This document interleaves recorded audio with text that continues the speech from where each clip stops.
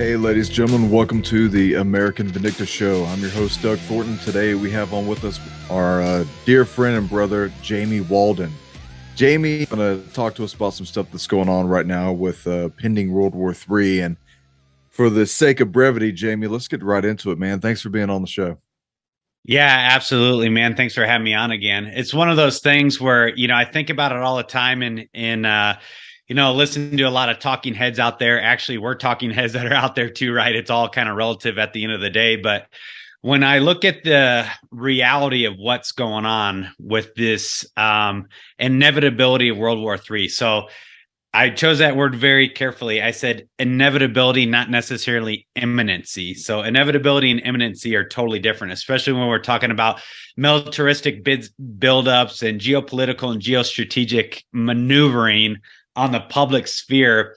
There is an inevitability to World War III, especially when we look at it from a biblical worldview, but the immediacy isn't necessarily what most people's brains are triggered to think of regarding the immediacy of it or the imminency of it because of Hollywood, right? Everything's been Hollywoodized. So they see it as like, there's something going on in Russia and Ukraine. So nukes are going to fly instantaneously. And I'm finally going to get to live out my Walking Dead apocalyptic, dream world, which is the most insane thing ever. Is there's actually the majority of people out there are so detached from reality that they're actually clamoring for World War III because in some sort of pathetic Hollywood neurolinguistic programming way, they romanticize it as if it's going to be this amazing Hollywood version of, post-apocalyptic reality, and they're going to get their little apocalypse wife and wear super cool clothes and go around slaying people with a baseball bat and barbed wire wrapped around it. That's just not so. So what most people don't realize is the depth and the breadth of what is going on right now. We get lost in the weeds of the micro and we miss the macro perspective. So let me just break into this because it's a little bit didactic for a while. It's kind of more academic to lay this out. But what we have going on right now in real time is what has been coined and called the Perestroika Deception. Perestroika Deception into gray terror. So if many of the listeners aren't familiar with that word, the Perestroika Deception is something that was laid out by not just one single Russian defector, but numerous defectors over the last 60 plus years. But it was coined in particular and in substance by Anatolia Golitsyn. And so he was a defector that came over in 1961 through Finland and then eventually over to the United States. He was protected by the United States for a long time. And he went through, so this was a plan that was established between 1958 and 1961 and then implemented in 1961.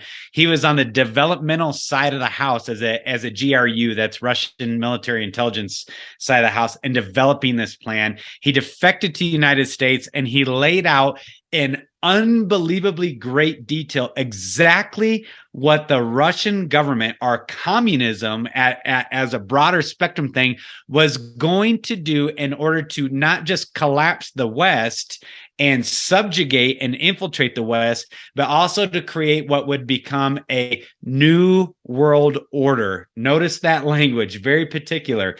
This came from Golitsyn in 1958 to 1961. They rolled this out.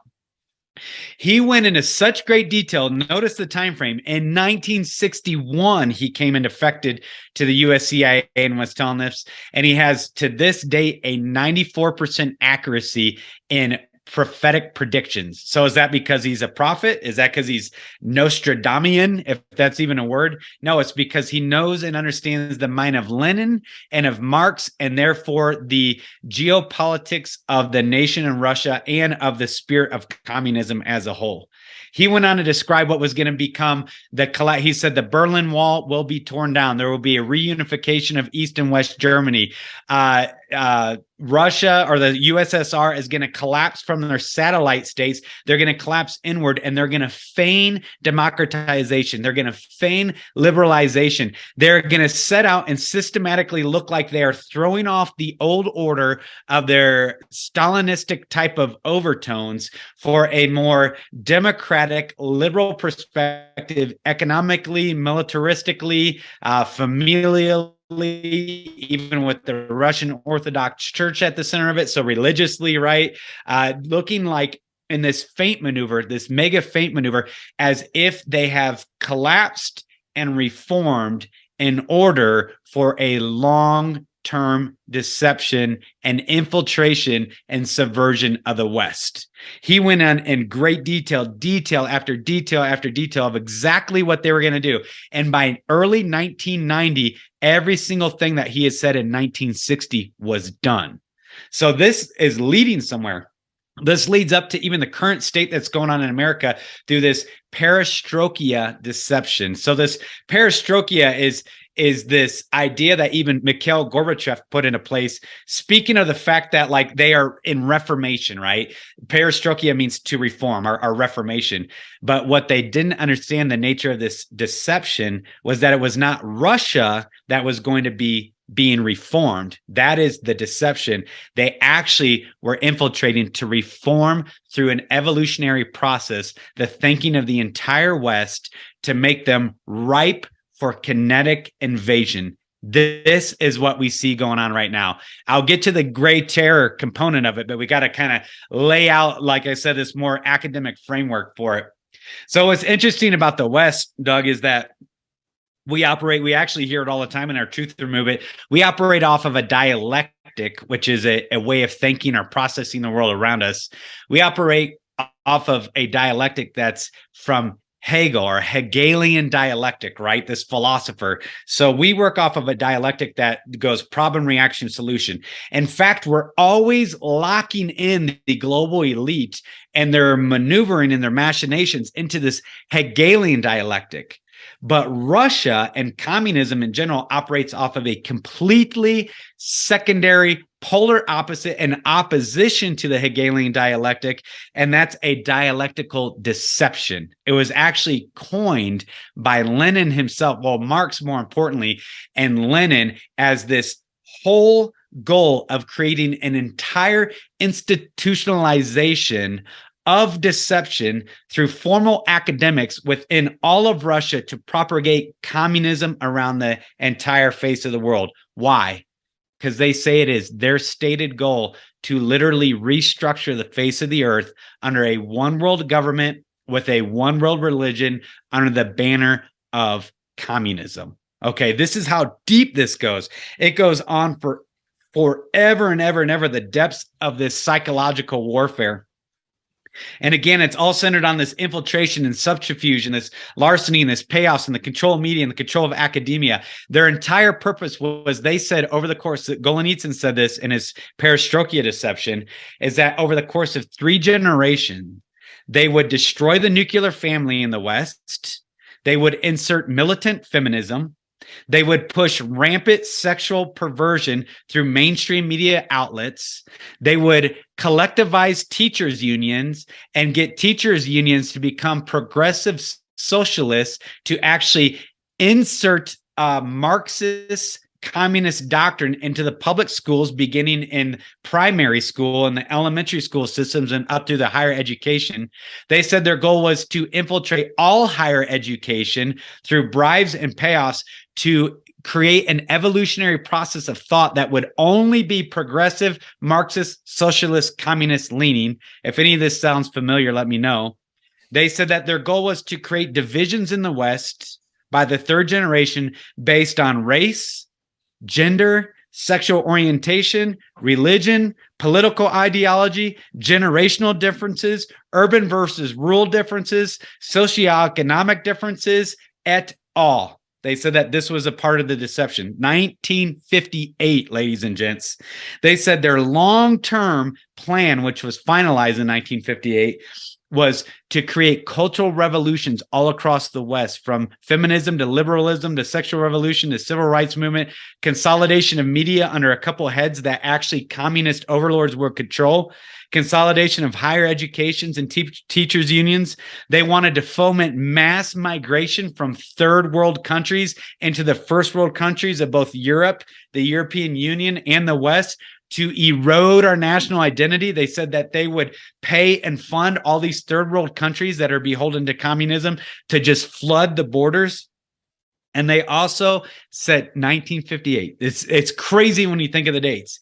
They said their goal was to create a European Union superstate to collectivize Europe, to destroy their national identity as well too, so that they would no longer see themselves as individual nations or nation states, but as a European collective. Actually, so far does this infiltration go that Gorbachev literally said in London in March 23rd of 2000, he said the European Union is now the new European Soviet. They accomplished it. And this was what most people don't understand. But here's the crazy thing, Doug. The more and more I dug into this, the Perestroika Deception, again, 1958, they said that their core component to creating the overthrow and the softening tactics and the infiltration and subversion of the U.S. to get to the kinetic war, which is what we're seeing going on right now with the Great Terror and the derailments and the food processing fires and the total the constant dirt and scandal being exposed with leader after leader, the distrust in the U.S. government. They said before we get to all that, we're going to have these sub strategies. This is formalized KGB GRU tactics. And I had no idea until I dug into it this far. One of them was, it was through the KGB and the Russian mafia to consolidate and create international drug trafficking campaign as an internal tool of sabotage and cultural demoralization. Not demoralization as woe is me, but demoraling, like removing the standard of morality within the nation. They call it actually the red cocaine movement is what they called it. So even the 80s war on drugs up to including today with the opium pandemic and all that, this was a KGB GRU strategy organized under the KGB and GRU along with the Russian mafia to erode the American morality. Another category was called the Gramsci strategy. What they said with this subcategory, think of the 60s and the sexual revolution, the music revolution, and everything in the 1960s. They said, we will destroy their art by making it postmodern and abstract so that it depicts nothing but meaningless and grotesque images. They said that this is their words, not mine. They will satanize the music by rolling out a form of hard, what we know now as rock music, hard rock music that is dystopic in its sound and can't create any meaningful, beautiful sounds with it. So their goal was to satanize music. Hello, the recent Grammy Awards. Hello, every Super Bowl halftime, show for the last 20 years. Then they said they wanted to undermine traditional values by eliminating basic religious foundations of the West to include creating divorce as a standard, feminism as a standard, the usurpation of the patriarchy of a household and of a family and turning it into a matriarchy. Watch any show on TV. It's always some dumb boob middle-aged man that's totally incompetent and worthless. And if it weren't for his unbelievably amazing feminist, strong-willed woman, the whole household would fall apart. That's every show that we've been seeing since the late 80s, right? They said under this Gramsci strategy that the KGB and the GRU wanted to normalize homosexuality and the LGBT movement inside the West, but protect the entire East from it and not allow it in the East. And they also said they wanted to normalize familial fracturing so that kids would have no strong family identity and they would have, therefore, no strong national identity. Here's where things start getting super gnarly, which this is crazy how deep the Perestroika Deception goes. One of their key sub-strategies that goes all the way back to the airplane hijackings of the 70s was to implement an international terror campaign through Arabic and Muslim nation states. I had no idea that this was the long-term Perestroika Deception strategy. They said their goal was to destabilize and overextend nation states' resources by constantly coming at them with a terror attack after terror attack after terror attack through the former Soviet satellite states that were primarily Islamic in nature. As they feign collapse and they feign democratization and liberalization of Russia, they actually still control all these nation states to go about at a terror campaign with a death by 1,000 cuts to overwhelm a nation and a national identity. It was actually this second generation terroristic warfare, which is central to everything. In fact, Atta, the 9/11 hijacker, was trained in Czechoslovakia at a communist training camp. Zawahiri was trained at a Russian KGB GRU training camp. The PLO, Hamas, and Hezbollah, both out of Iran and out of Lebanon, are full-on KGB, GRU directorates. They have a Russian head over the directorates of all those terrorist organizations, right? And this continuity is still in place today. And here's what's crazy. The infiltration is so deep that after 9/11, when they rolled out the Patriot Act, when they rolled out DHS, when they rolled out all these new FEMAs, when they rolled out all this tyrannical governmental overreach, the liaison to the DHS was Primakov was his name, and he was the former head of the directorate for the PLO, the radical Islamic terrorist organization out of the Middle East. That's who we made our liaison for the DHS.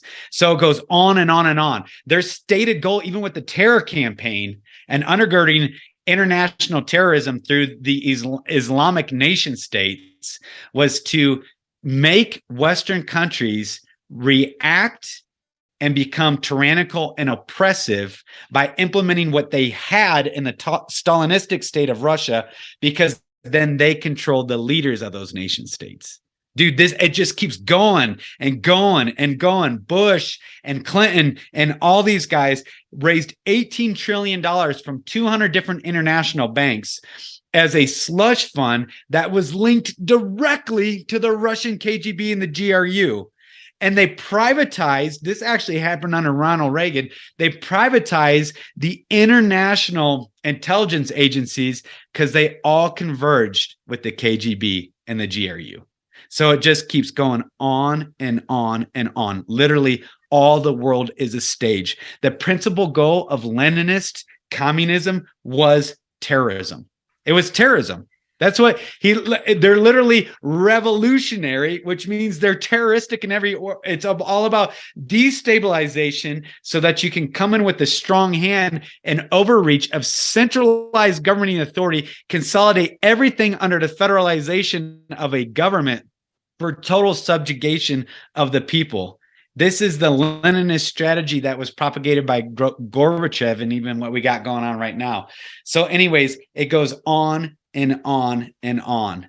One of their primary stated goals was to, over the course of the last generation, prior to a kinetic strike, this is all the Perestroika Deception of 1960 that was discussed in 1960, is to put in a weak executive branch in the U.S. military, to weaken the U.S. military through pandemics and social programs. Hello, think critical race theory and progressivism and all this thing. And then to disarm the West through constant terror campaigns, and then also to disarm any strategic reserves by the paid off, infiltrated elected officials offloading all armaments into foreign countries so that the U.S. was ripe for invasion. Insert Afghanistan debacle and the current mission in Ukraine by our weak executive branch. This is all going exactly according to plan of this Perestroika deception, which now gets us into what's going on with the Gray Terror. Doug, you got anything? Yeah, I got about 17 minutes worth of I got something. I've been biting my tongue. Okay, so for starters, this is a playbook, and our government's playing right into it, or part of it. Part of it. Yep. Part of it. Okay. That's part of the infiltration is the larceny that they use is the payoff, the subversion and the payoff of our high ranking elected officials. And like I said, from the governmental level to the military industrial complex, to the Joint Chiefs, to our heads of academia, to our teachers unions, to our media outlets. But it's a big long-term deception. But Obama was a communist. His mother was a communist. Yes. His father actually worked in Russia for the communists. His stepdad was a communist. And whenever he was getting reelected, he was saying that, hey, just tell Vlad I need a little time to be reelected, and then I can, get him all the stuff that he needs. All these little clues are finally starting to fit into this puzzle now of what in the hell is going on to America. Look, since the 60s, we had the CIA, the DIA getting into some of the most craziest stuff you've ever seen in your life, with the paranormal research, the parapsychology research, the assassinations, creating assassins, which that was definitely something created by the Russians. The whole Monarch Project thing. All that came out of communistic Russia. And do you think whenever Germany dissolved, the scientists, like how we got like 1,700 and they got like 3 times the amount? I mean, Russia literally went to Germany and grabbed an entire building, an entire factory, brick by brick, tore it down and recreated it somewhere close to Moscow for this one factory. And they were all about this. Do you think the German scientists and that crazy Nazistic view merely adapted to survive and made Russia into the monster that it really is now? Because what you have right now with Russia is that they're trying to tell the world that they're the good guy, and they're poking America in the eye, saying, look how bad we are. But I mean, Vladimir Putin's a murderous devil. There's a lot of atrocities in Ukraine, both on the Ukrainian side and on the Russian side. But he's constantly, it makes sense when you say this, because he's constantly saying, look at the West, look how demonic they become. They're teaching their kids same-sex marriage and transsexuals, and they're not traditional family values. They're anti-Christian. They're more or less turning themselves into the Antichrist state, Babylon. And actually, the head guy for Putin, Dugin, that is what he said in his book, that America has become an Antichrist state. Yeah. Are we just playing right into their game plan? Yeah, and we'll touch on that here in a little bit, but actually it's only occultic in origin, and that's the component that a lot of these pundits and these geopolitical analysts miss, because most of them don't look at it from that angle. But if you are not understanding the current events that's going on in our world, especially with the Perestroika deception and the Gray Terror being fomented all across the United States right now with the train derailments. I mean, I just saw Dole's under cyber attack, right? This is all part of that, and all the food production plant fires and the substations being taken out by small caliber weapons. I remember 3 or 4 years ago, they caught Spetsnaz operating in Northern California, literally studying the wildfires in Northern California. All of this, even including, I can't say it, but the thing that's been going on the last couple years and what it's done to our military and what it's done to our supply chain and what it's done to whatever is all a part of the Gray Terror of the Perestroika deception. Notice where most of this is coming from, and that they use as a smokescreen is the CCP. What is CCP, Doug? Oh, it's the Communist Chinese Party. Oh, what's going on in Venezuela? What's going on in Brazil? What's going on in Cuba? What's going on with this pivot of all the Central and South American countries towards Russia? What's going on with Saudi Arabia and these major Middle Eastern countries moving towards Russia? How about India and China and South Africa? Everybody's pivoting. When we invaded Iraq, we weren't just fighting jihadis. We went there to fight the Iraqi Communist Party. That Yes. is the And party that that Saddam goes Hussein back. was a part of. Yep. That goes back to that subcategory that we were talking about, which is central to the Perestroika Deception, is to foment in an international terror campaign backed by the KGB and the GRU. All of it since the 1960s has been done by communism while we're unaware, hence the deception.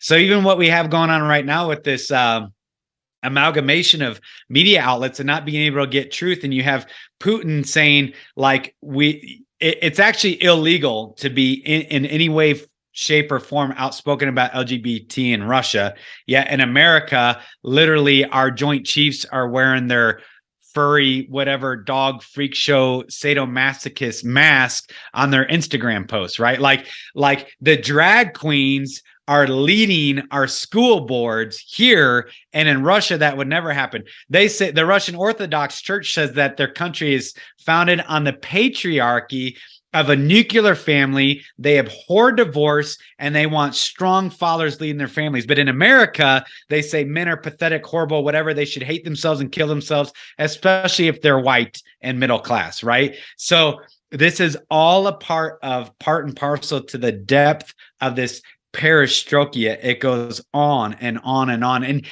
Solzhenitsyn wrote 2 books. He wrote the Perestroika Deception, but he also wrote the other book, New Lies for Old, in 1980. And he lays out exactly what the goal of this deception is: to influence Western elites, media, and academia with communistic thinking before they roll out the gray terror, so they can completely restructure the entire earth under communism. Okay, this is where the right worldview matters. If you are only ever trying to look at what's going on from a geopolitical analysis standpoint, or even a secular humanist standpoint, you're going to miss it.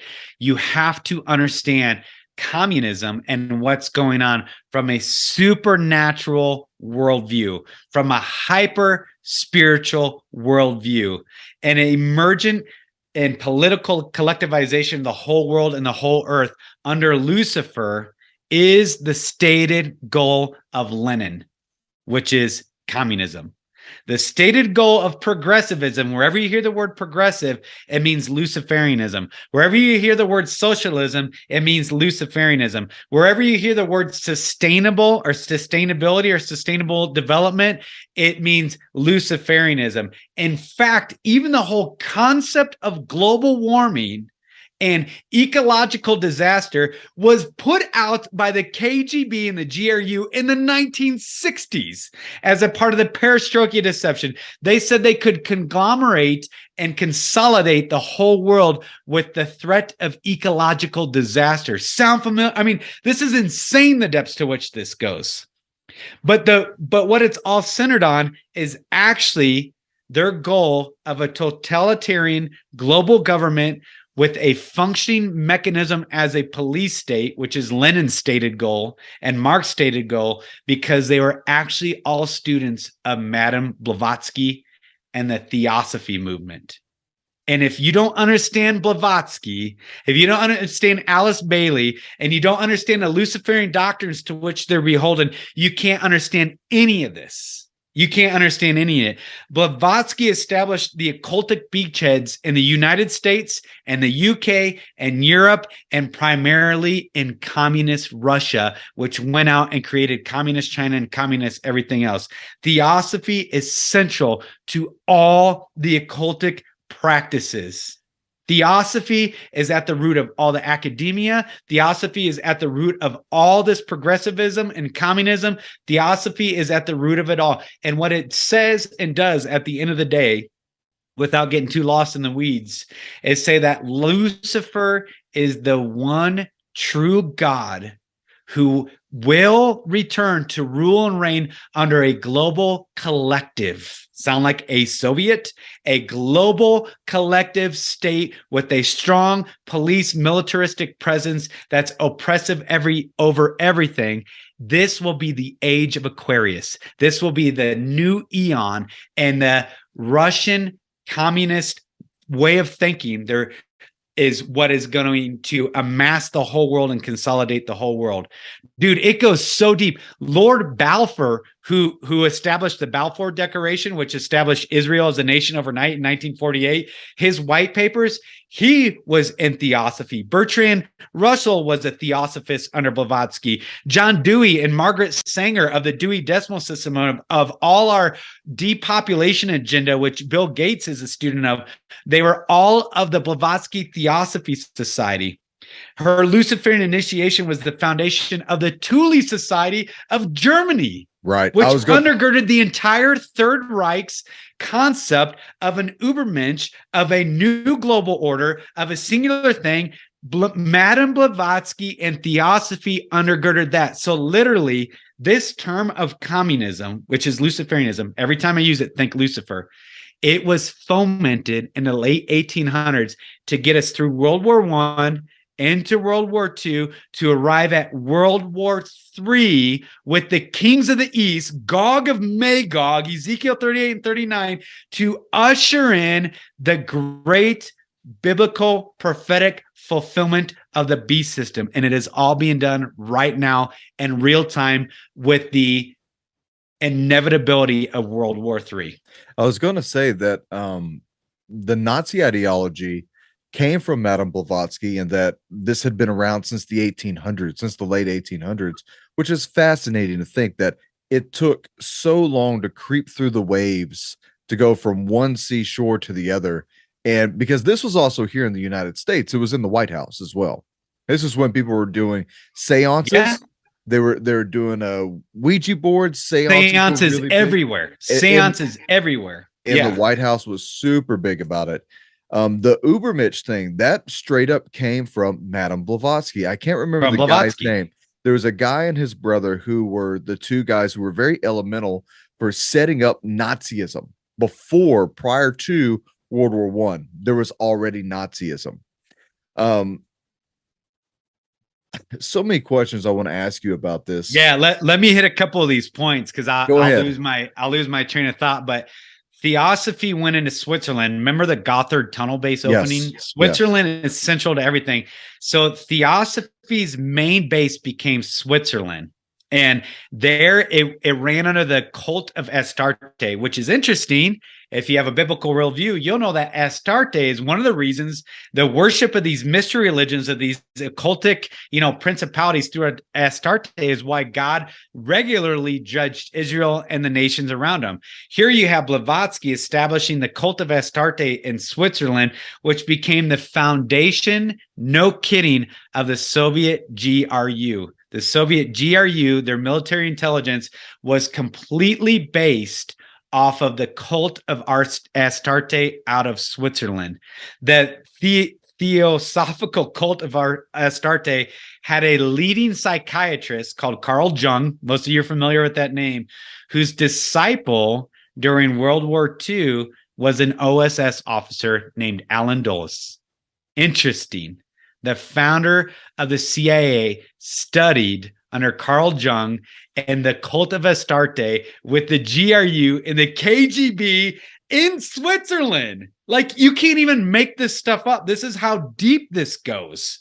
They had this thing called this Dostoevsky Project. You're better at your Ruski than I am, but the Dostoevsky Project, which was at the root of Leninism, which is at the root of communism, which is at the root of Gorbachev's ideology, which is at the root of the Russian Orthodox Church, is a total smokescreen.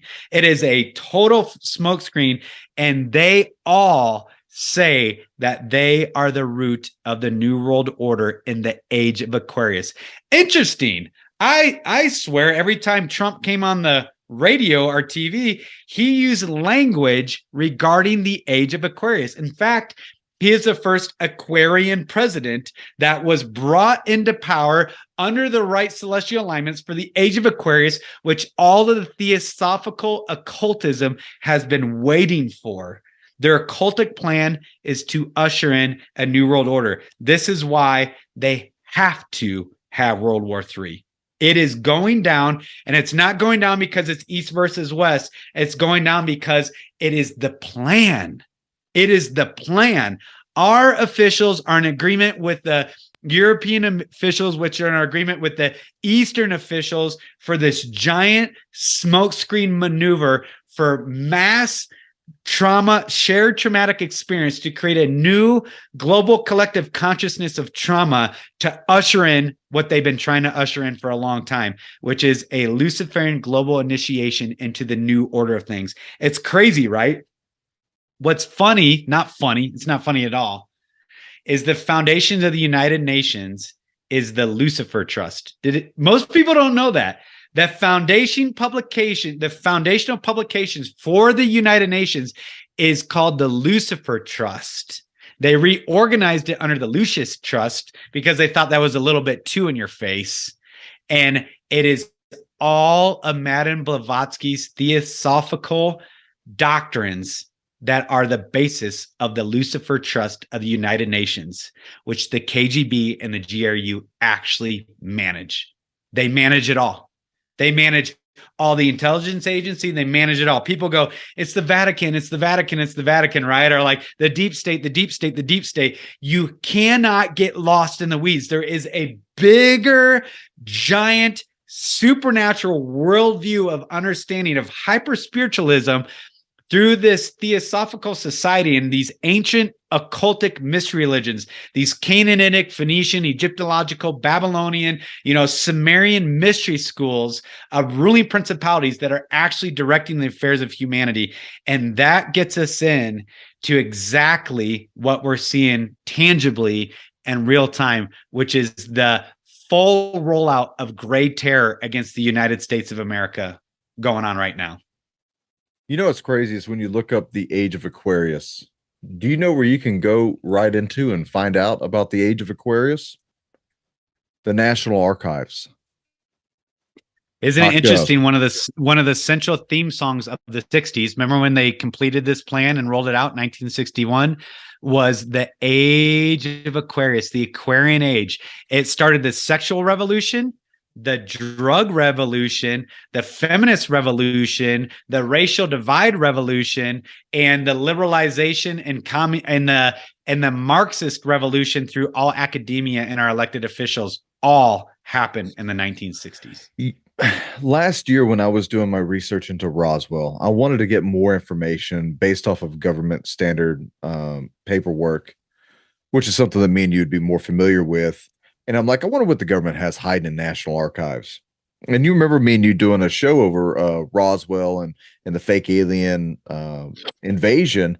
And in there, you mentioned Age of Aquarius. And I'll be damned if it wasn't wrote down in the whole Roswell thing from the Air Force, along with Department of Air Force, Roswell, UFOs, gray aliens, Age of Aquarius. I'm like, what the heck is the Age of Aquarius doing in there? Yeah. Well, see, that's the thing is even Trump, most people go, that's why as soon as Trump came into office, I was like, oh, this guy is setting the stage for a great deception. He's just doing the Hegelian dialectic because he's being used by the Marxist dialectic or a dialectical deception, which is what communism used, putting in power almost every speech he gave. If you understand their supernatural worldview or their hyper spiritual worldview, he was using Aquarian speech in every single delivery that he made on mainstream media. The whole idea of great awakening and all the points of light and all this, and think of Bush,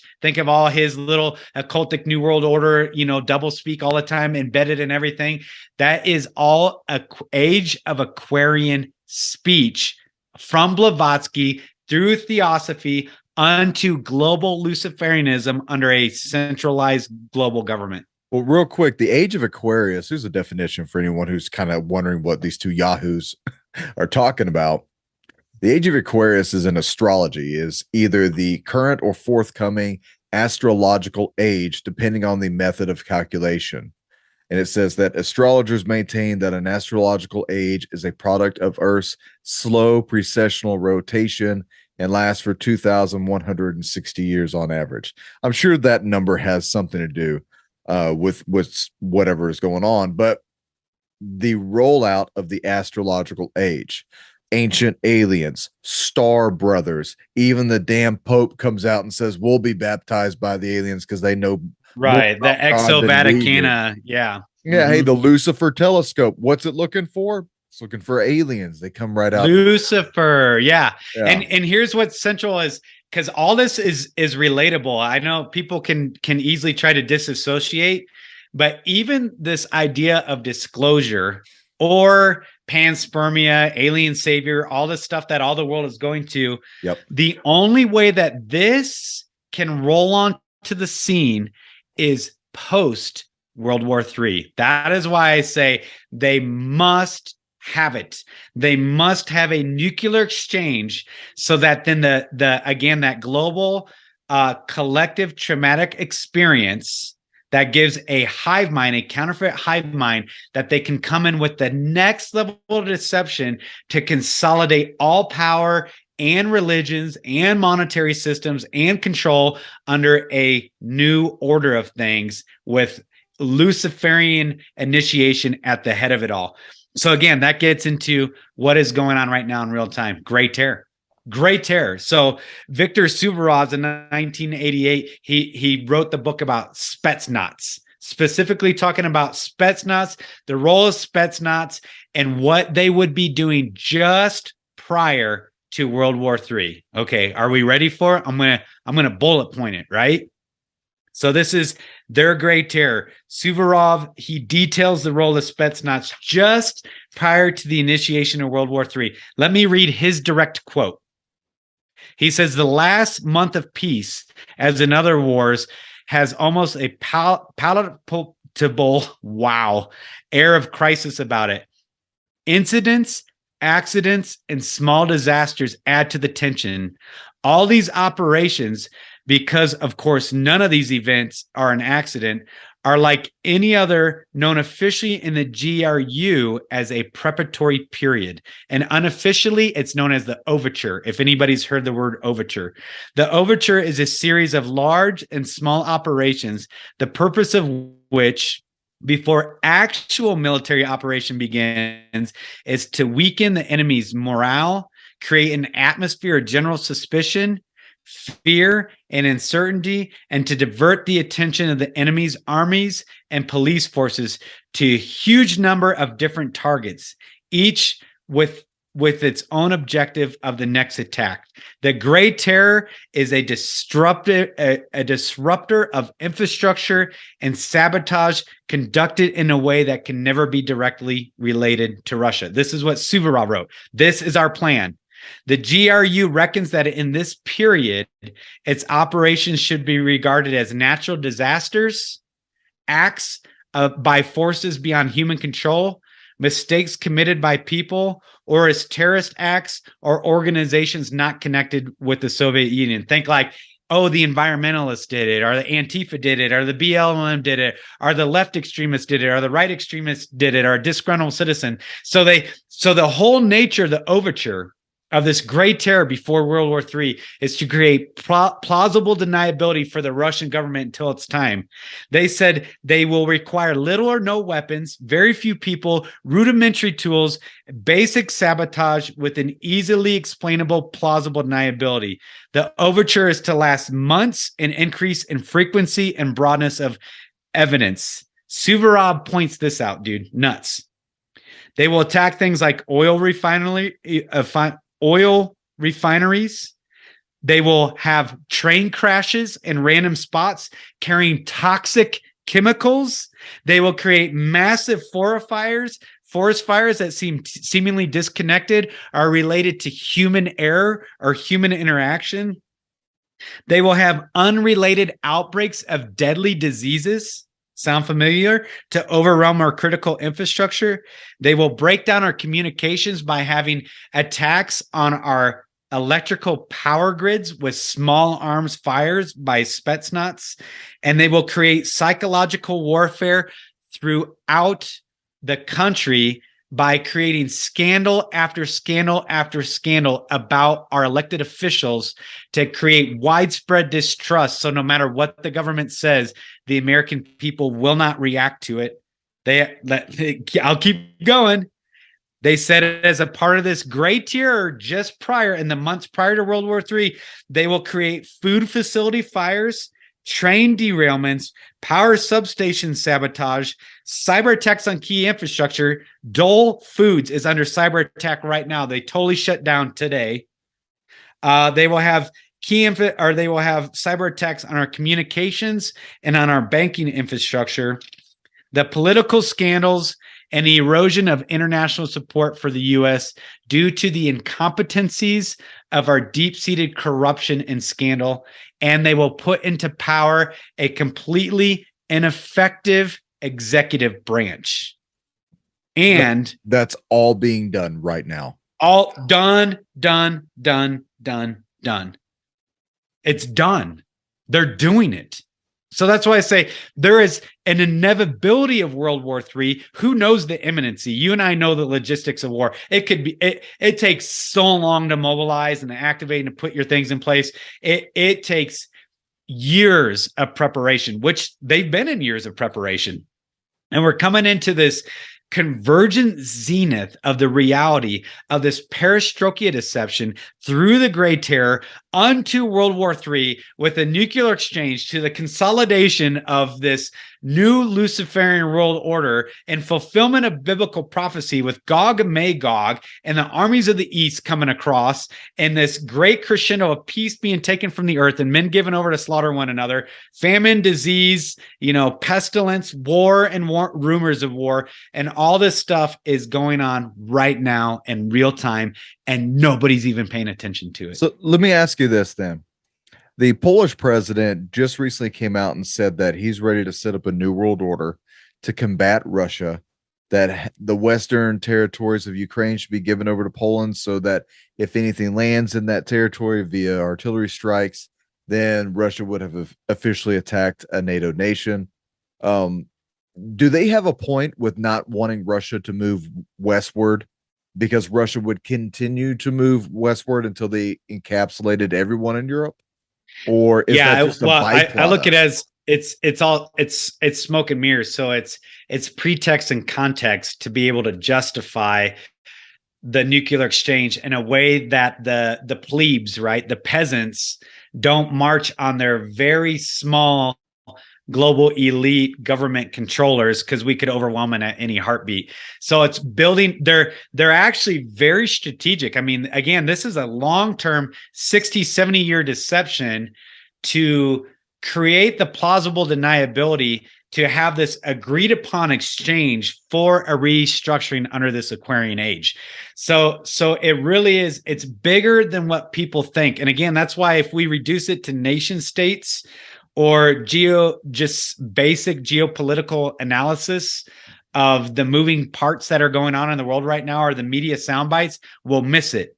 That's why it's a deception. What's the nature of a deception? You don't know that you're deceived. The whole purpose of a deception is you could never come to the empirical objective rationalization that you are deceived, hence a deception, no matter what. And so even the feigning of a break of China and Russia, which began in the 60s, it was all faked. Russia, whenever you hear CCP, think Russia.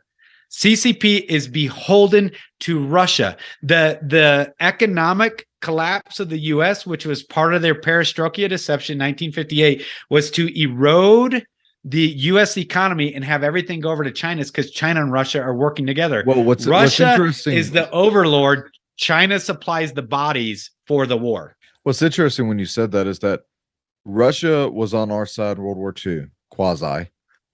China was on our side in World War II.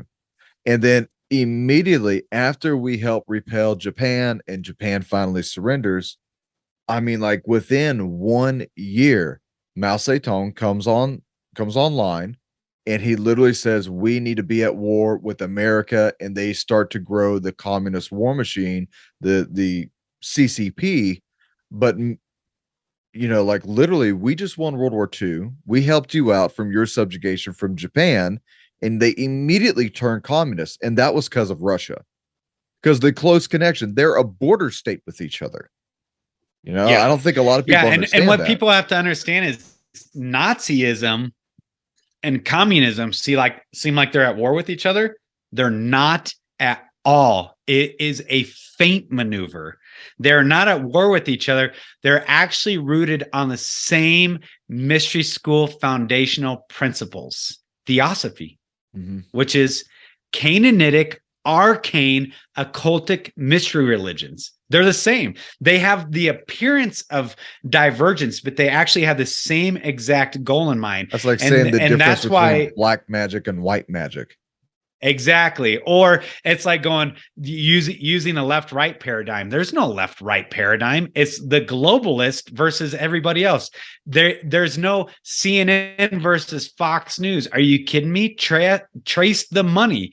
Track the money. They're all the exact same. They are giving you the appearance of opposition. There is not, which is interesting. Side note, I even skipped that in my notes, is that one of the key components of the Perestroika Deception laid out in 1958 was to create a theatrics, this is their language, theatrics of internal opposition when really there is none. So to make it look like, oh, the youth aren't in alignment with the Russian oligarchy. Oh, there's a liberalism where there's competition. They really don't want this and they don't want that. They actually said they went so far as to send defector after defector after defector to the U.S. with falsified information about what was going on internally to make it look like there is internal opposition, and there is zero. They say there is no internal opposition in the GRU, in the KGB, and the oligarchs, and between Russia and China and India and all these other nations, even the Middle Eastern nations. Because when you think about what's Nazism, a blood cult. What's communism, a blood cult. What's Islam, a blood cult. What are they all rooted in? Ancient occultic principles. What's their goal? If they worship Lucifer, right? What's their goal? It is dominance and collectivization of the whole earth for control, to wrest it away from the Lord God Almighty, to destroy all Judeo values, to destroy the created image of God, to destroy the image of God in humanity, to destroy marriage, which is the first covenant that God instituted, to destroy sexuality, which points to the covenant of the gospel in Jesus Christ. So you corrupt. It's scorched earth policy. Oh, who rolled out scorched earth policy? Oh, the Russians during World War II. To make sure that the Nazi Germany could never survive. So they burn it all down. That's right. And that's what they're getting ready to do right now. And again, another key component to understanding the macro, sorry, is that all the world leaders, most of them, can't say all, currently today are all a part of the Young Global Leadership Collective. They all were trained up together. That's the heads of Europe, with Putin, and the heads of many of our elected officials, both congressionally and in the Senate, were all literally trained up together under the World Economic Forum and Bank of International Settlements under these occultic principles to take us somewhere. They're taking us somewhere. And World War III is a foregone, must occur conclusion because it gets us to the next bigger deception. So here's what they lay out before the missiles fly. So everybody can understand why the fires, why East Palestine, Ohio, why the wildfires, why the substations, why the random attacks, why the immigration, the immigration crisis in both Europe and the United States. Why? You have to understand this. They said before the missiles fly, this is Suvorov. I'm paraphrasing Suvorov. And the Gray Terror in the Overture, as a component of the Perestroika Deception, is that they will infiltrate U.S. political system and gain compromise from within at every level. They will create national distrust of all governmental institutions. They will create distrust of the authentic election process. They will implement a continual flow of governmental scandals. They will put into power a weakened executive branch. Remember, I'm saying this is before the missiles fly. They will deplete the U.S. strategic reserves of both energy, oil. Hello, think about what Biden just did, and armaments. Thank Ukraine and Afghanistan. They will create international shame and a distancing from U.S. foreign policy and make American cultural toxicity the norm because of our perversities. They will use third-party Arab terror and cartel-based terror events to overwhelm our resources. They will infiltrate our country with massive illegal immigration to destroy our national identity and overwhelm our social programs. They will destroy our morality, so we'll no longer have a national identity. They will collapse the U.S. economy. They will consolidate governmental oversight and control through concurrent ongoing emergency events. Think 9/11 onward. They will consolidate governmental control inside the U.S., which they then own the government. And they will distract and overwhelm all critical infrastructure and our ability to respond by attacking food production, toxic train derailments, widespread wildfires, attacks on power substations, DDoS cyber attacks on critical infrastructure, and an internal conflicts based on multifaceted divisions, interpersonal divisions among people. That was what they said they will do just before the missiles fly. Does any of that sound relevant? I got to ask you, is this the sermon you told me you were working on earlier? No, I wrote a sermon earlier today too. I'll say, what's being taught at church? This is awesome. Hey, you know what this reminds me of? The young global leaders, Tulsi Gabbard. Yes, Tulsi Gabbard. She's an Army veteran, and who cares? She went from Democrat to now independent, but she's being touted around Fox News. She's got her own speaking time on Fox News, who's completely corrupt. Dude, she's actually a personal family friend. And I'm like, you don't understand who she's connected to. You don't understand who she connected to. The strange thing is how people connect her to conservatism. She is completely against traditional biblical values. She supports the LGBT. Now we connect Putin to conservatism. Right. We connect Putin to conservatism because they don't understand the Perestroika Deception. This is amazing because she is now what we call one of the leading women leaders.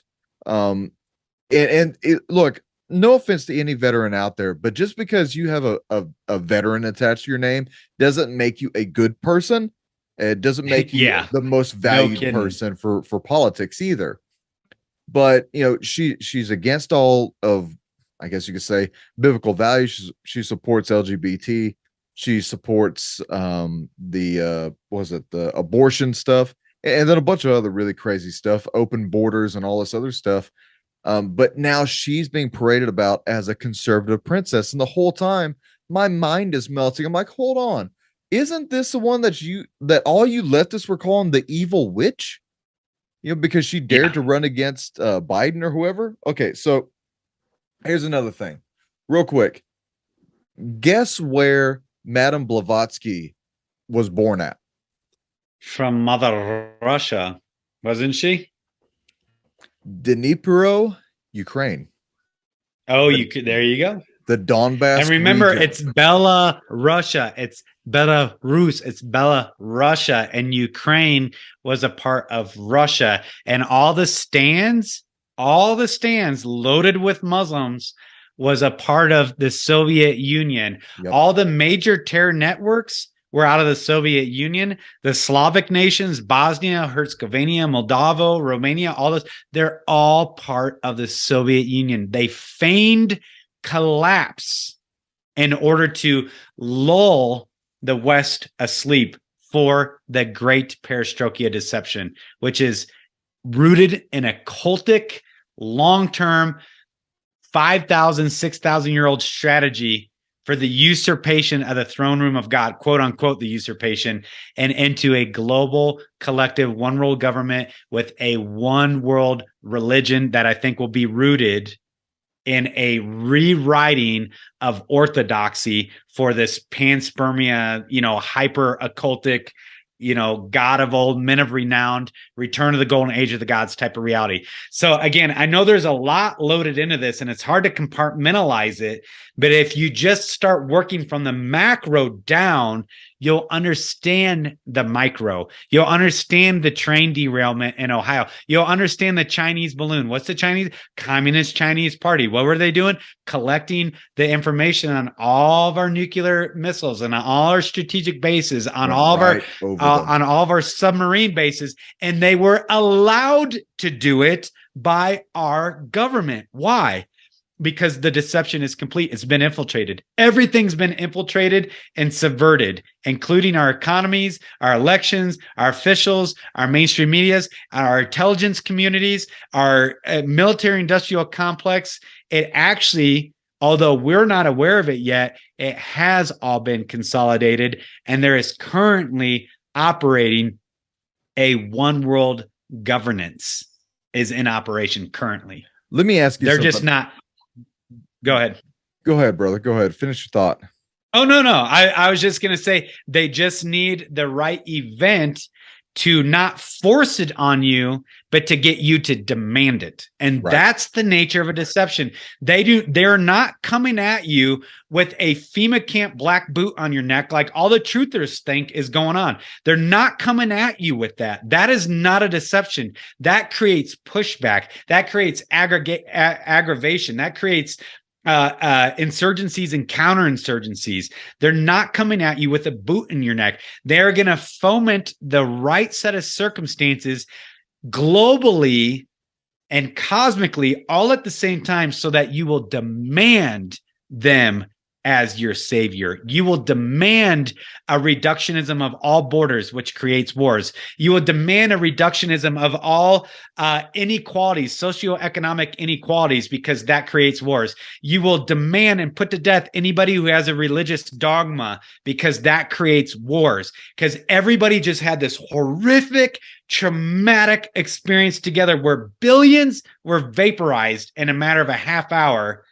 And they don't have to force it on you. You will demand it from them. And this is the nature of deception. Well, you talk about deception. Let me bring up something real quick. The Germans in that entire area back in World War II and prior were still very big into worshiping various different gods at some point in time. It wasn't all Christianized, even though we do like to think it is. There was still very much an occultic, alive religion for the old gods. If you remember Marvel's movie The Avengers, okay, Loki, the god of deception, the god of lies, lands in Stuttgart, Germany, and basically demands for those people to worship him, and says that humankind craves subjugation. Yep. And that scene never left my mind, because I'm like, wow, you really just recreated like what the fallen angels and Satan are doing. Absolutely.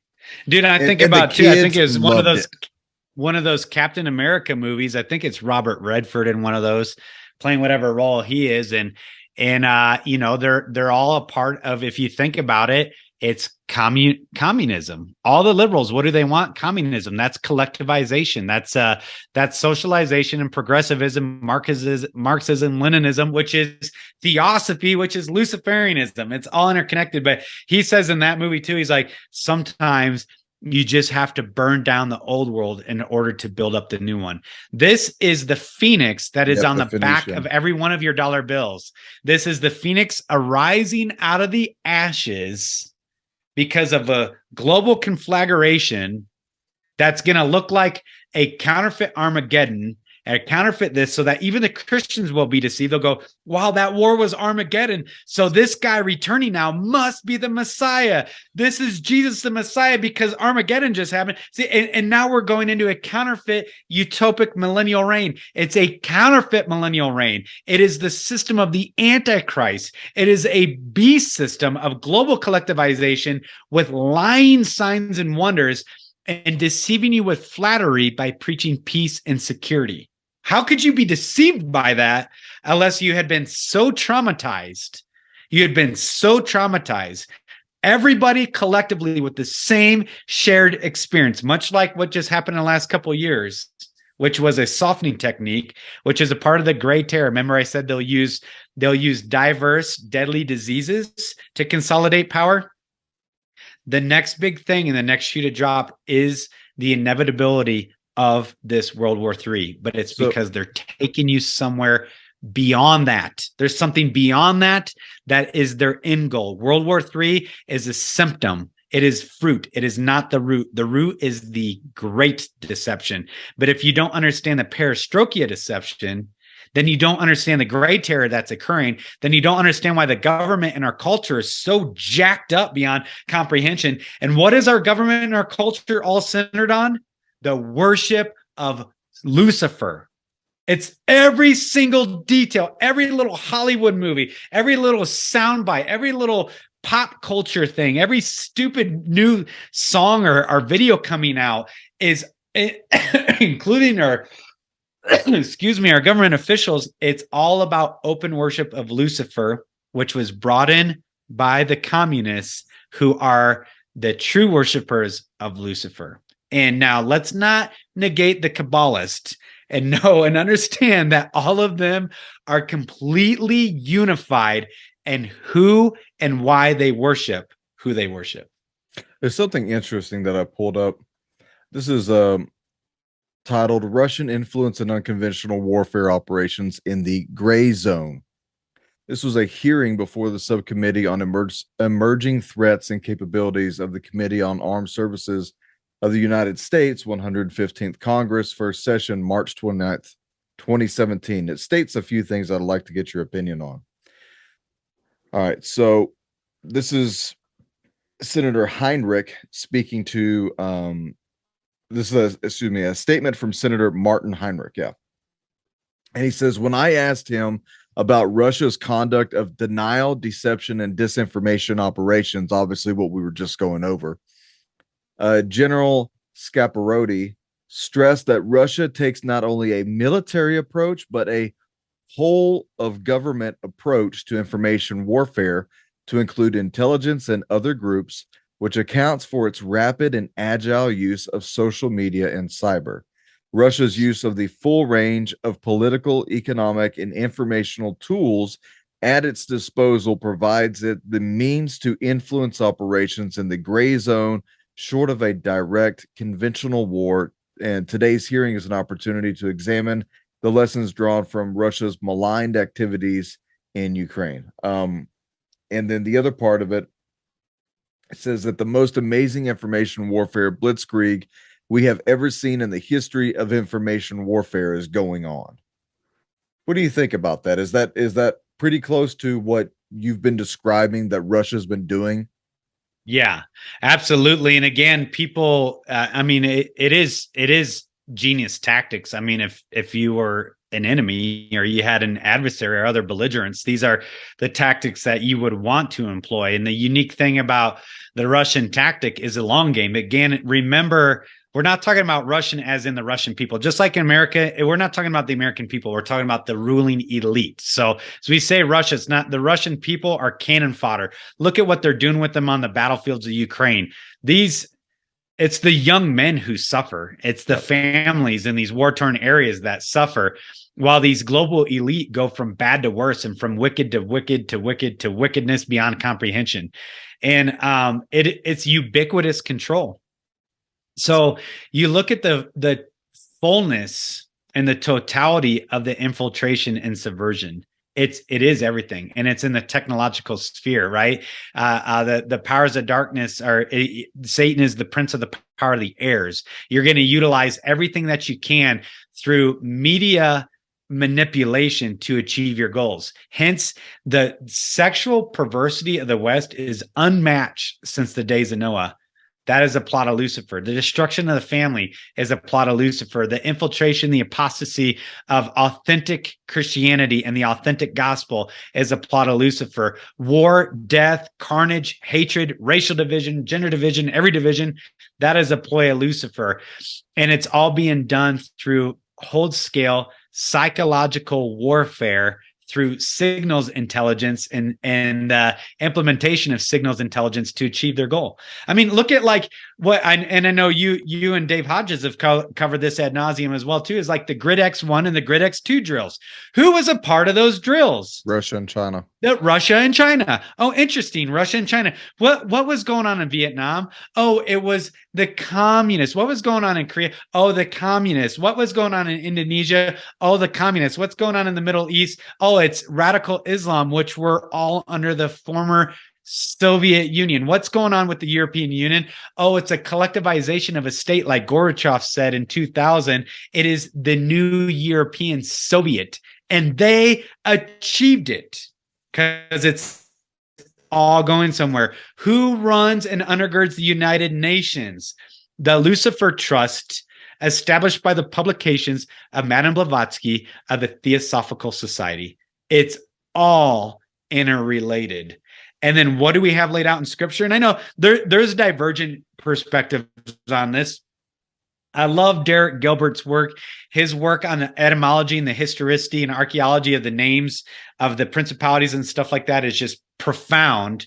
But we do have other perspectives on the classical thought of who Gog and Magog are of scripture, and this axis of evil that comes against Israel through Gog and Magog historically, or I guess the more commonly held perspective on it is that it is modern day Russia, along with Turkey and Iran and North Africa and other Islamic states and China with the armies of the East that come against the land of God at the very end of it all. So you can see how literally it's all completely interconnected. You know, one thing that's interesting is that General Patton said that once we took over Germany, we shouldn't have stopped until we pushed the Russians all the way back into Russia, till we pushed the Soviets out. That was the word he actually used. Right. And it was Eisenhower. And what they do to Patton for wanting to push against him.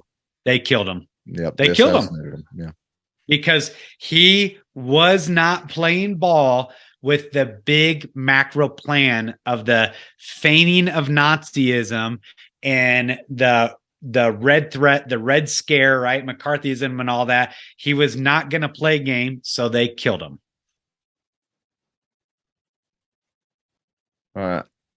I mean, we've been in a setup from this entire time, and you have this weird dichotomy where Americans go, but Russia is really Christian compared to us. In some ways, it appears that on the face, and then they say, but America is really evil, but they're the Red Russians. So, you take one evil or the other, or, my concern has always been about Ukraine, which is you have living Nazis versus the Russians.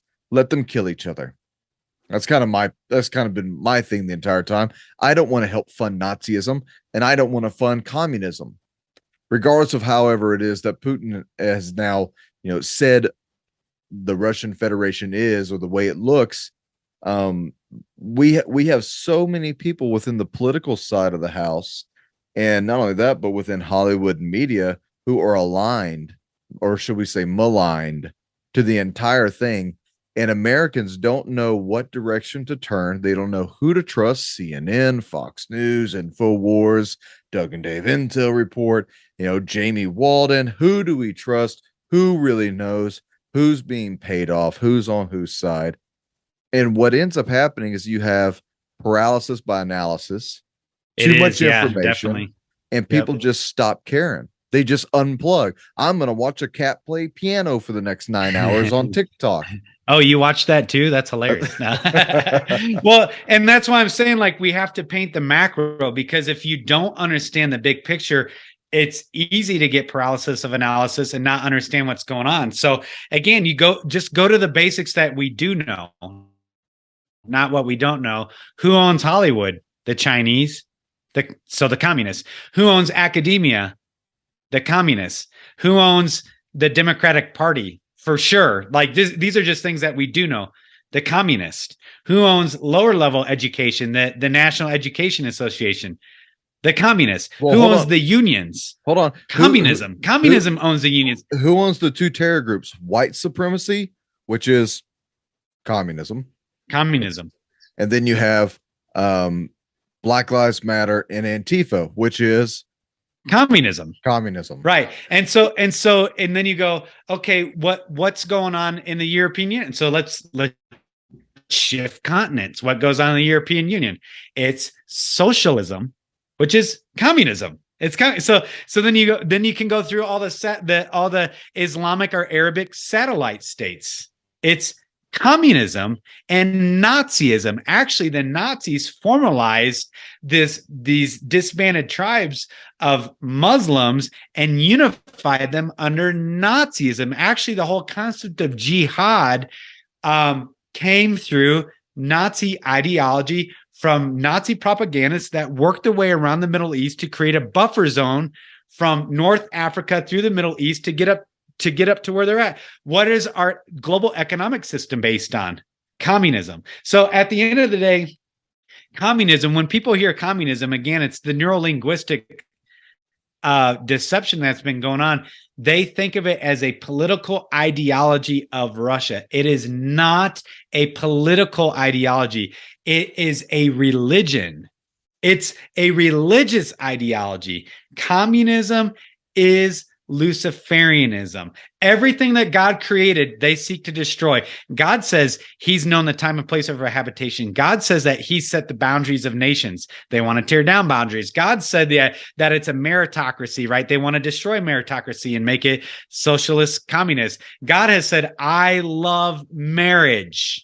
It is the first covenant I entered into to point to the gospel of my son. We want to destroy it. God has said this. God has said that. God has said this is the way that you handle finances in a way that protects us from overlords and from abuse. Everything that God created, they're at war against because it's a religion. It's not a political ideology, and it's ubiquitous.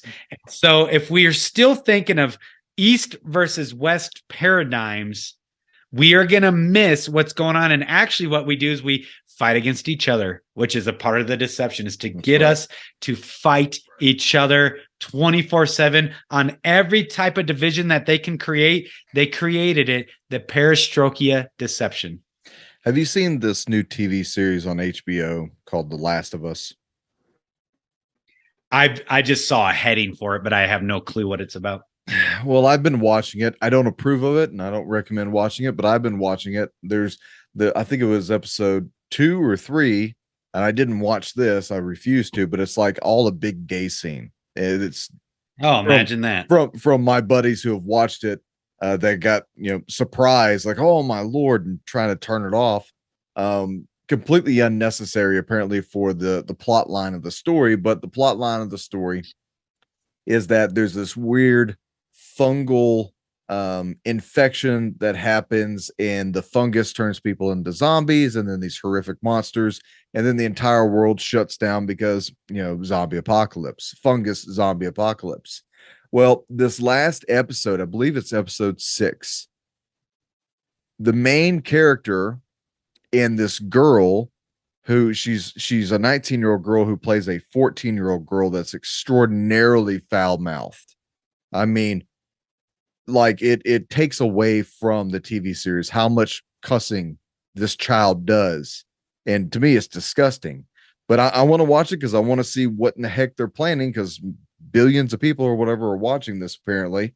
And here at the end of this last show, the man who's accompanying this girl across the nation because she was bit by a zombie and supposedly she's immune. They get to a place in Wyoming where, and there's some strange things happening here. He's trying to find his brother Tommy. The main character's name is Joel. He's trying to find his brother Tommy, and Tommy is held up in this like old wilderness fort in Wyoming.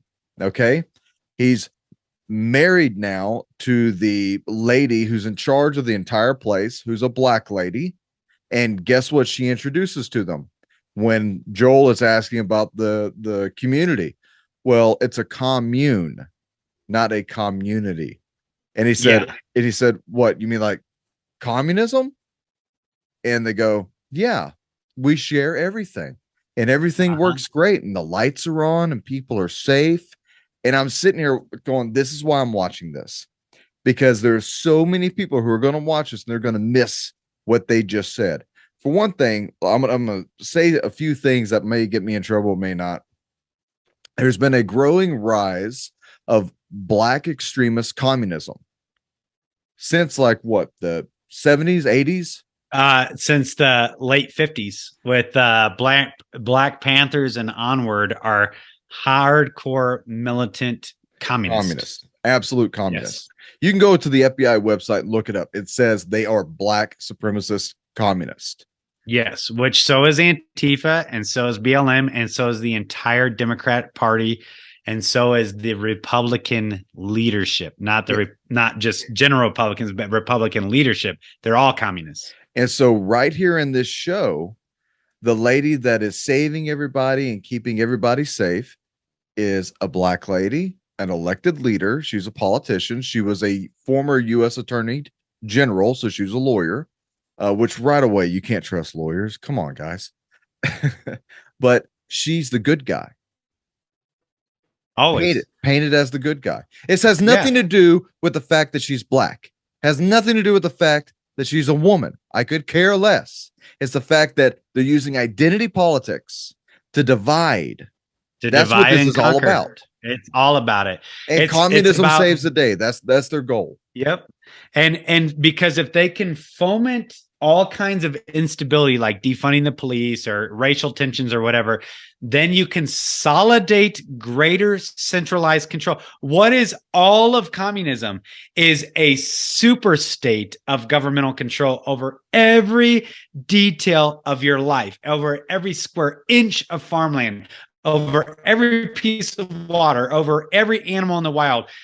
And this is what's going on. You can't collect rainwater water in Oregon or Washington. You'll be arrested for it. You don't own this. You don't own that. The federal government, the government, they own it all. So the greater, and this is what part of that Perestroika deception and the Great Terror is to, and even with 9/11, with the hijacker Atta being trained in Czechoslovakia by the KGB Directorate, and al-Zawahiri being trained by the KGB Directorate to bring in this communist terror campaign so that the Western governments of the world would consolidate power and the communists run the Western governments. So the more power they consolidate, the more they get. I mean, you're the one who told me the Ferguson riots, which of course was racial tension-based riots. And what was the purpose? You told me the Chinese came in, the Chinese Communist Party came in and bought up all the property at fire sale prices because of the riots. This is the nature of the Great Terror. We have a Chinese colonel building a 10,000-foot runway in Texas and being allowed to do it for heavy lift aircraft. We have the Chinese own the Manhattan Island. The Chinese own the mineral rights to our national parks. The Chinese have owned several of our deep water ports. Sometimes they're changing hands. The Chinese have armor brigades on Vancouver Islands. From the last I knew is that there are approximately 150,000 Russian troops inside the U.S. staged for when the Great Terror goes to, they call it Red Terror. I think it goes gray, pink, then Red Terror when it goes full on kinetic. So they say there's 150,000 Russian troops in the U.S. and there's 350,000 Chinese troops in the U.S. I was just listening to Michael Yon yesterday on with Mike Adams, And he was recently at that gap there in Panama that all these illegal immigrants have to come through. He's been down there as a war correspondent for years. He said he just returned and he's never seen so many Russian military-aged men and Chinese military-aged fighting men coming across that Darien Gap in Panama, coming up towards the U.S. This is real-time, real-world, primary source intelligence about what's getting ready to happen. And don't even get me started on what's going on the northern border with Trudeau and the Chinese troops staging over there. And again, when you hear China, just think communist. Don't worry about China versus Russia. It's Luciferianism versus humanity. That's what it is. You know, when I was on the border, it was mainly Hispanic people that were coming across and Arabic people, but there was onesie twosies with Russians or people from Ukraine, people from Czechoslovakia. Then you had people from China coming over. But what's going on now is completely different. This is the walking up soft roll approach of the warrant that they're about to serve on America. So like whenever you hit a house, okay, me and Jamie have done this a couple of times serving warrants or over in Iraq, you have a soft knock, and then you got a hard knock. Hard knock, we're just breaching the door, coming in. We're not saying banging on the door, saying Mushabaria, you know, Marines, or police. What's going on right now is they are walking everybody up. And by the way, the Democrats are paying all the way from Panama to the Texas-Mexican border their Greyhound bus tickets. We know Beto O'Rourke was, because when we were catching people and we had to, you know, strip them out and search them, they had, you know, pamphlets from the Democratic Party, the prepaid visas that George Soros did. Yeah. It's all set up in Mexico. Yeah. And again, because the influx of immigrants, same thing's going on in Europe, right? From the Middle Eastern countries, is to destroy and erode your national identity, because they're getting ready to replace it with a new order of things. It's the Perestroika Deception. They consider it, actually, I was talking earlier about the deceptive dialectic versus a Hegelian dialectic, or they would call it a Marxist dialectic, is a long-term evolutionary process of mentation through subversion and infiltration. They're operating off of a completely different paradigm than our Western thinking, which is why we don't understand it. We don't understand, why would our elected officials do that? Why would the Democrats do that? Why would George Soros do that? Why would they do any of it? It's because they're taking you somewhere. And it is a very long. Why was Bush in on the 9/11 thing? Well, interesting. Well, his grandpa and Alan Dulles, which were understudies in Switzerland under the cult of Astarte of Blavatsky, started the intelligence agencies that are ran by the KGB and the GRU. It's like, again, if you don't get it, you're not going to get it. You have to get the macro big picture of what's going on here. So I guess in summation, because we probably got to wrap it up here, but in summation is the inevitability of World War III is a foregone conclusion. Biblically, that's my worldview, and I'll never apologize for it. Biblically, it is assured prophetically. Then we can look at it geopolitically. It's an inevitability geopolitically. And then we can look at it from the occultic dark art side of the house, which is the only paradigm they know and operate off of. It is an inevitability. That's a super hard word to say. So it is inevitable. Imminent, we can't say. We can't say. But know that everybody globally is in agreement with what's getting ready to happen. There's not a good guy, bad guy paradigm going on here. There is only the dark versus light. That's the only paradigm that they're operating off of. And this is where I continue to talk about the infrastructure of the Antichrist. Yes. There has to be a global internet network, a global system of ordinance, so a governance, and then there has to be a global religion, and communism is a religion. It Yes, it worships is a the state, and it worships the head of the state. And as in, I think it's Revelation, what was I just reading the other day? 13, they will worship the beast. They will worship the beast whole system world. and the whole system of the beast. They will worship it. If your This name's gets not into wrote, what if your name's not wrote in the Lamb's Book of Life, you will worship the beast. Yes. Yep. And not to throw a grenade in the room before we wrap it up, but it's all connected to transhumanism, to universal basic income, to Well, now you got to come back and talk to us about it. To disclosure, to everything. It is all interconnected. But just know what has to occur in the immanency, inevitability of the immanency is World War III. And that's what we're seeing happening right now. I agree. I wholeheartedly agree. Sadly, I agree with you. I just hope that other people will wake up and they'll see this, pass it along to your friends, to your buddies, to the naysayers. And you know, at the end of the day, man, you can only prepare physically, financially, and spiritually for yourself. Yep. Right. We can't force people to wake up to what's going on, but we can at least give you the information. And Jamie, beautiful presentation, by the way. Thank you so much for choosing to come on today with our audience and bringing this to everybody. And I'd love to have you on here, hopefully within a week or two, so we can continue this conversation, because I think we eventually need to get to the point where we talk about, when does the Antichrist come? Because I don't, hey man, I don't think we're far away from that. I honestly don't. No, and that's the thing too with this new warfare that's coming. This is not some drawn out grinding action like World War I and World War II. That's not what it's going to be. An hour.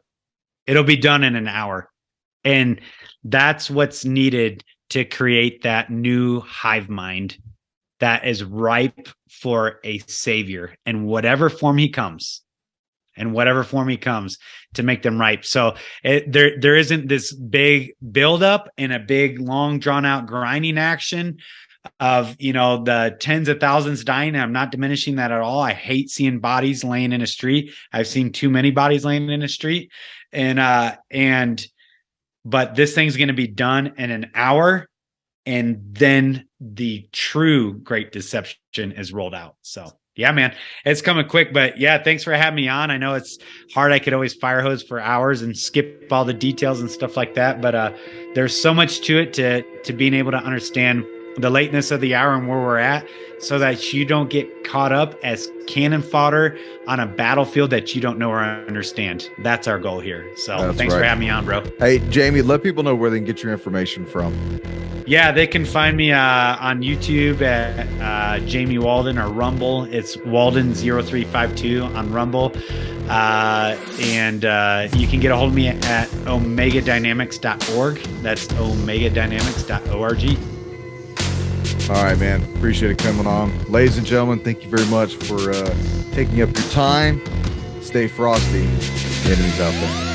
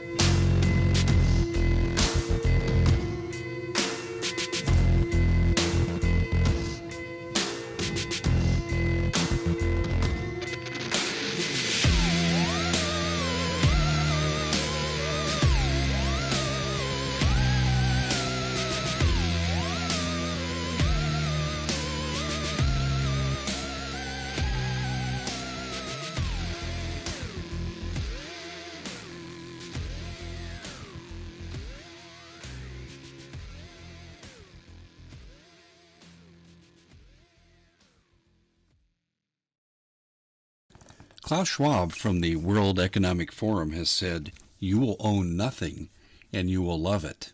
And that's represented by what's going on across the planet today, where the economy of the world is in free fall, and nowhere is it more in evidence than with our own President Biden deliberately trying to sabotage what we have. Access to food, other resources. So Americans are in a unique position, really for the first time in our history. We're going to have to provide for ourselves or subject ourselves to the whim of the government. Do you really trust a government to feed you that left 1,000 Americans behind enemy lines in Afghanistan? I don't think so. So where do you go? When you ask the question, who's the best prepper out there today? There's only one answer. Ready-Made Resources and Robert Griswold. I call him King Prepper, and that's how a lot of people think of him. You have everything there you'd want, from night vision to storable food, how to prepare cooking in emergency situations, books and videos on how to prepare alternative energy, communication, first aid that you wouldn't think of, natural antibiotics, you name it. Bob has it. Now, here's the good thing about Bob Griswold that no one else does but him. You don't have to buy anything to talk to him. If you're not sure where to start with your preparation, no obligation phone call directly to Bob. You can talk to him for free. Most people will charge you an arm and a leg for a half-hour conversation. That's not Bob Griswold. He cares about helping America get prepared. Go to readymaderesources.com, or you can call the number directly at 800-627-3809. Again, that contact information, readymaderesources.com for the best prepping outfit in the country, or call Bob Griswold directly, 800-627-3809. Mountain State Survival covers your basis for your planning, prepping, evacuation, bugging in, or bugging out needs. They carry anything from educational material, camping supplies, emergency services supplies, food, first aid, survival kit and equipment, shooting gear, survival gear, tactical gear. They carry it all. They got it in stock. Give Mountain State Survival a ring. That's mountain-state-survival.com. Get this type of supplies while you still can. 304-517-6935. Mountain State Survival is one of the only places that I know of currently that is still carrying the delicious Peak Refuel meal that is ready to eat. It's personally the only thing that I eat at this point whenever I go out camping. Whenever we have any type of emergency or disaster situation, that is the meal that I stick with, and you can find that at mountain-state-survival.com. Use REKKR5 for a 5% discount on your overall purchase. That's REKKR 5, mountain-state-survival.com. This show on the Heroes Nation app. Heroes Nation is the Heroes Nation app you can download in the App Store. It's up and coming. They got a lot of cool information on there. That is the main backup site so far for the American Vindicta Show. We'll also have some stuff on there that won't be on YouTube. It won't be on Rumble. It'll either be only on the gsradio.net, who is the host of the American Vindicta Show, or it will only be an exclusive for Heroes Nation. And with that, I mean, stuff that we're doing with the cave exploration, with the archaeological stuff. I'm going to start getting into a lot of paranormal talks and, coming at that from my law enforcement and Christian perspective, and be having guests on, and that will be exclusive to Heroes Nation. So make sure that you give them some love. Thank you, everybody, for listening. Thank you, everybody, for supporting me. God bless you, and have a good day.